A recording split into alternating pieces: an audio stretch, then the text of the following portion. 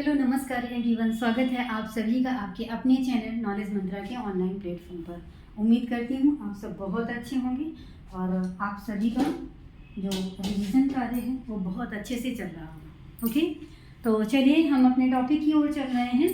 और इसके पहले आपसे बोलना चाहेंगे कि अगर आप चैनल पर पहली बार हैं तो प्लीज़ आप हमारे चैनल को सब्सक्राइब करें और जो बच्चे सब्सक्राइब कर चुके हैं वो ज़्यादा से ज़्यादा शेयर करें। ओके, तो कल हमने आपको बताया था, कल मैंने आपसे डिस्कस किया हुआ था अकबर द्वारा की गई दक्षिण विजयों के बारे में। ओके, तो कल हमने दक्षिण विजय के बारे में दक्षिण विजय अकबर की दक्षिण विजय के अंतर्गत दो विजयें आती हैं। वो कौन कौन सी हैं? एक खानदेश की और दूसरी अहमदनगर की विजय। ठीक है, इसके बारे में हमने आपसे कल डिटेल में चर्चा किया हुआ है। अगर आप पहली बार चैनल पर विजिट कर रहे हैं तो आपसे कहना चाहेंगे कि सारी A to Z हमने प्लेलिस्ट बनाई हुई है। आप चैनल पे जा करके कल का वीडियो देख सकते हैं, यानी कल की पहले का भी वीडियो देख सकते हैं। जितने भी वीडियोस पड़े हुए हैं हमने एक एक कंटेंट का जो है डिटेल में डिस्कस किया हुआ है आपके साथ। अब जा करके चैनल में प्लेलिस्ट ओपन करके जो है उसका फ़ायदा ले सकते हैं। ओके, तो चलिए आज हम क्या पढ़ने वाले हैं? आज हम पढ़ने वाले हैं अकबर के नौरत्न। ये अकबर के नौरत्न, अगर मुगल साम्राज्य की बात आती है तो अकबर के नौरत्नों के बारे में ज़रूर क्वेश्चन पूछा जाता है और कोई ना कोई एग्ज़ाम में जो है क्वेश्चन देखने को मिलता है। ओके, तो अगर हम अकबर के नौरत्नों की बात करते हैं तो अकबर के नौरत्नों में कौन कौन से लोग आते हैं? पहले आते हैं अकबर के दरबार में नौरत्न हुआ करते थे।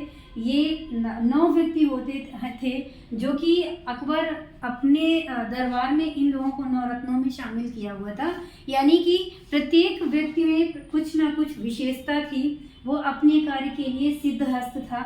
इस वजह से अकबर ने अपने दरबार में इन लोगों को नवरत्नों की कैटेगरी में रखा। ओके, तो अगर हम बात करें इनके नवरत्नों के अंतर्गत, अकबर के नवरत्नों के अंतर्गत कौन कौन से लोग आते थे, तो पहले थे सबसे टॉप पर थे बीरबल, फिर बीरबल के बाद में थे फैजी साहब, फिर इसके बाद में अबुल फजल थे, चौथे नंबर पर तानसेन थे, 5वें नंबर पर अब्दुल रहीम खान खाना, और अब्दुल रहीम खान खाना के बाद में फिर कौन आता है? फिर मानसिंह आते हैं, फिर मुल्ला दो प्याजा आते हैं, फिर आते हैं हकीम हुकाम, और लास्ट में आते हैं कौन? टोडरमल आते हैं।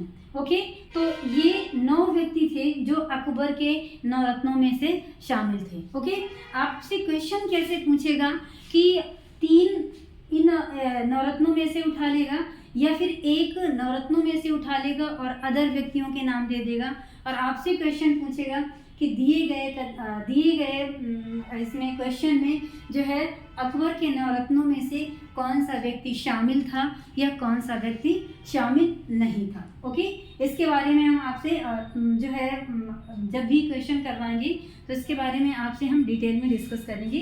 तो ये हैं कौन? अकबर के नवरत्न।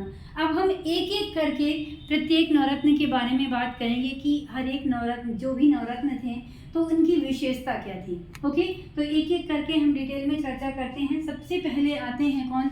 बीरबल आते हैं। अगर हम बीरबल की बात करें तो बीरबल से क्वेश्चन अगर बनने वाला होता है तो आजकल एग्जामिनर की क्वेश्चन पूछने का जो तरीका है वो चेंज हो चुका है। जो इनके दरबार में या अन्य जो सिद्ध हस्तियां हैं उनके जन्म स्थान के बारे में पूछ लेता है कि ये इनका जन्म स्थान कहाँ पर हुआ था। ओके, फिर उन लोगों की पुस्तकों के बारे में भी पूछ लेता है। तो इन सारी चीज़ों को आपको ध्यान देना है। ओके, तो बीरबल के बारे में अगर हम बात करते हैं तो इनका जन्म कहाँ पर हुआ था, तो इनका जन्म हुआ था मध्य प्रदेश के सीधी जिला में जो है एक गांव होता था। कौन सा हुआ करता था? घोघरा, यानी कि घोघरा नामक ग्राम में जो है इनका जन्म हुआ था। कब? 1528 ईस्वी में। कब हुआ था? 1528 ईस्वी में। हमने आपको पढ़ाया था जब अकबर के हुमायूं के बारे में पढ़ा रहे थे, यानी कि जब बाबर का आक्रमण हुआ है तो जब इसका जन्म हुआ था, बीरबल का जन्म हुआ था, उस समय भारत में कौन सी ऐतिहासिक घटना घटी थी, महत्वपूर्ण घटना घटी थी? इसका आंसर आप सभी कमेंट बॉक्स में कमेंट करके दीजिए। ओके, तो चलिए हम जानते क्या है कि इनका जन्म हुआ था कब? 1528 ईस्वी में। और अगर इनके मूल नाम की बात करते हैं तो बीरबल का मूल नाम अक्सर एग्जाम में देखने को मिलता है। इनका मूल नाम क्या था? महेश दास था। ओके, अकबर ने इनकी उपाधि कौन सी दी थी इनको? तो अगर हम अकबर की बात करते हैं तो अकबर ने इनको 2 उपाधियां दी थी। पहली थी कौन? कवि प्रिया की उपाधि दी थी, और दूसरी कौन थी? बीरबल, जिनको हम इसी के नाम से जानते हैं, बीरबल। इनके द्वारा जो उपाधि दी गई थी, अकबर द्वारा बीरबल जो उपाधि दी गई थी, इनकी उपाधि के नाम से जानते हैं, ना कि इनके मूल नाम से। ओके, यानी कि इनकी जो उपाधि थी, इनकी उपाधि ने इनको और ज़्यादा पॉपुलर कर दिया। ओके, महेश दास, तो महेश हम अगर इस सब्जेक्ट के स्टूडेंट हैं, उसके बारे में हम, क्योंकि मुझे पढ़ना है तो इसके बारे में हमें जानकारी लेनी पड़ेगी। तो इनका जो है अकबर द्वारा कौन सी उपाधि दी गई थी? कवि प्रिया, ये बीरबल की उपाधि दी गई थी। और दूसरी चीज क्वेश्चन पूछ लेता है कि जो है ब्रह्मा नाम से कविताएं कौन किया करता था? तो ये बीरबल होते थे जो कि ब्रह्मा नाम से कविताएं किया करते थे, कविताएं लिखते थे। ओके, फिर अगर बात करते हैं कि इनका उल्लेख, अगर प्रशस्ति की बात करते हैं, अभिलेखों की बात करते हैं कि कौन सी प्रशस्ति में बीरबल का नाम उल्लेख किया गया है, यानी कि बीरबल के नाम का उल्लेख किया गया है, तो समुद्रगुप्त का प्रयाग प्रशस्ति जो कि प्रयागराज में है, इस प्रयाग प्रशस्ति में इनका नाम उल्लेख किया गया है। किसका? बीरबल का। ठीक है, बीरबल की और क्या विशेषता थी? बीरबल की विशेषता ये थी कि ये एकमात्र हिंदू व्यक्ति थे जो कि बिना किसी दबाव के अकबर द्वारा चलाए गए दीन ए इलाही धर्म को जो है स्वीकार किया था। ओके, अकबर ने जो दीन ए इलाही धर्म चलाया था, तो उन्होंने ये किसी भी व्यक्ति पर ये दबाव नहीं बनाया था कि उनके द्वारा चलाए गए जो है धर्म को प्रत्येक व्यक्ति स्वीकार करे। शायद इसी वजह से इनके द्वारा चलाया गया धर्म भी बहुत ज़्यादा दिनों तक नहीं टिक सका। तो अगर हम बात करते हैं कि हिंदुओं की अगर बात करते हैं, तो हिंदुओं में जो है किसने इनके द्वारा चलाए गए दीन इलाही धर्म को स्वीकार किया था? तो वो कौन थे? बीरबल थे, जिन्होंने अकबर के दीन इलाही धर्म को स्वीकार किया था। ओके, अब अगर हम बात करें मृत्यु के बारे में, तो इनकी मृत्यु कब हुई है? 1586 ईस्वी में। कब हुई है? किसके विरुद्ध युद्ध कर रहे थे? यूसुफ जाहियों के विरुद्ध युद्ध कर रहे थे, उसी दौरान, इसी अभियान के दौरान इनकी मृत्यु हो जाती है। कब? 1586 ईस्वी में। ठीक है, अब हम बात करते हैं फैजी के बारे में। अभी हमने डिस्कस किया आपसे बीरबल के बारे में, बीरबल की जन्मस्थली के बारे में। बीरबल का जन्म कहाँ पर हुआ था? तो एमपी के सीधी जिला में, कहाँ पर? घोघरा नामक स्थान पर 1528 ईस्वी में। इसके साथ साथ मैंने आपसे क्वेश्चन भी पूछा है कि जब बीरबल का जन्म हुआ था 1528 ईस्वी में, भारत में कौन सी महत्वपूर्ण ऐतिहासिक घटना घटी थी? इसका आंसर आप सभी कमेंट बॉक्स में कमेंट करके दीजिए। ओके, अब हम बात करते हैं किसके मूल नाम के बारे में। मूल नाम क्या था? महेश दास था। ब्रह्मा उपनाम से ये क्या किया करते थे? कविताएं किया करते थे। इसके साथ में इनके नाम का उल्लेख कहाँ है? समुद्रगुप्त की प्रयाग प्रशस्ति में इनके नाम का उल्लेख किया गया है। ये एकमात्र हिंदू व्यक्ति थे जिन्होंने स्वेच्छा से दीन इलाही धर्म को स्वीकार किया था। और इनकी मृत्यु कब हुई थी? तो 1586 ईस्वी में। ओके, 1586 ईस्वी में कब? जब अकबर ने मगहर की स्थापना किया था। ठीक है, अब चलते हैं फैजी की तरफ। फैजी की क्या विशेषता थी? अगर हम बात करते हैं इनकी उपाधि की, तो उपाधियों में फैजी ने की उपाधि थी मलिक उस सुवरा की उपाधि दी थी। ठीक है, मलिक उस सुवरा की उपाधि इनको दी गई थी। और दूसरी कौन सी थी? दूसरी कविराज की भी उपाधि थी इनकी, यानी कविराज के नाम से भी जाना जाता था। अगर हम कविराज की बात करें तो कविराज की उपाधि किसने प्रदान की थी? तो ये अकबर के द्वारा प्रदान की गई थी। ओके, और ये जो है एक कवि होने के साथ साथ एक महान दार्शनिक भी हुआ करते थे। कौन? फैजी साहब। आपसे एग्जाम में क्वेश्चन पूछता है कि उपाधि जो है दार्शनिक यानी कवि होने के साथ साथ दार्शनिक कौन से, इनके नवरत्नों में से कौन दार्शनिक था? वो कौन थे? ये जो है फैजी थे, जो कि कवि होने के साथ साथ दार्शनिक भी थे। और सबसे बड़ी विशेषता क्या थी कि इन्हीं के नेतृत्व में अकबर ने अनुवाद विभाग की स्थापना भी की थी। ठीक है, यानी कि अनुवाद विभाग की जो स्थापना की थी इन्हीं के नेतृत्व में किया गया था। किसके द्वारा? अकबर के द्वारा। ओके, तो ये थे फैजी साहब के बारे में। अब हम बात करते हैं तानसेन। तो तानसेन के नाम से भी आप सभी वाकिफ हैं। तानसेन भी इनके दरबार में बहुत महान हस्ती हुआ करती थी। शायद इसी वजह से अकबर ने इनको नवरत्नों में शामिल किया। ओके, तो चलिए अब हम जानते हैं तानसेन के बारे में। तानसेन की उपाधि क्या थी?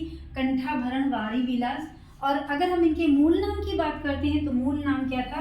रामतनु पांडे। ठीक है, रामतनु पांडे। आपसे क्वेश्चन पूछता है कि रामतनु पांडे किसका उपनाम था? तो ये तानसेन का था। ओके, अब हम बात करें अगर कि इन्होंने संगीत की शिक्षा कहाँ से ग्रहण की थी, तो संगीत की शिक्षा इन्होंने ग्रहण किया था कहाँ से? वृंदावन के स्वामी हरिदास से इन्होंने संगीत की शिक्षा ली थी। किससे? वृंदावन के स्वामी हरिदास से इन्होंने संगीत की शिक्षा ली थी। प्लस ग्वालियर के मानसिंह संगीत विद्यालय से भी इन्होंने संगीत की शिक्षा ग्रहण की थी। ओके, अब हम बात करते हैं कि सूफी संतों में ये किससे प्रभावित थे? तो एक सत्तारी सिलसिला हुआ करता था उस समय। सूफी संतों के कई सारी सिलसिले थे। सिलसिले का मतलब कई सारी ब्रांचें थी, कई सारी शाखाएं थी। उनमें से सत्तारी सिलसिला भी एक शाखा हुआ करती थी, जिसके मुख्य होते थे उस समय मोहम्मद गौस साहब। इन्हीं से ये बहुत ज़्यादा यानी कि पूर्ण रूप से प्रभावित थे। और ये इतना ज़्यादा प्रभावित हुए इनसे, मोहम्मद गौस से, कि इन्होंने स्वेच्छा से जो है इस्लाम धर्म को स्वीकार कर लिया। ओके, किसने? तानसेन ने। तो तानसेन ने पूछेगा आपसे, क्वेश्चन पूछता है कि ऐसे कौन से नवरत्न थे अकबर के दरबार में जिन्होंने स्वेच्छा से जो है इस्लाम धर्म को स्वीकार किया था?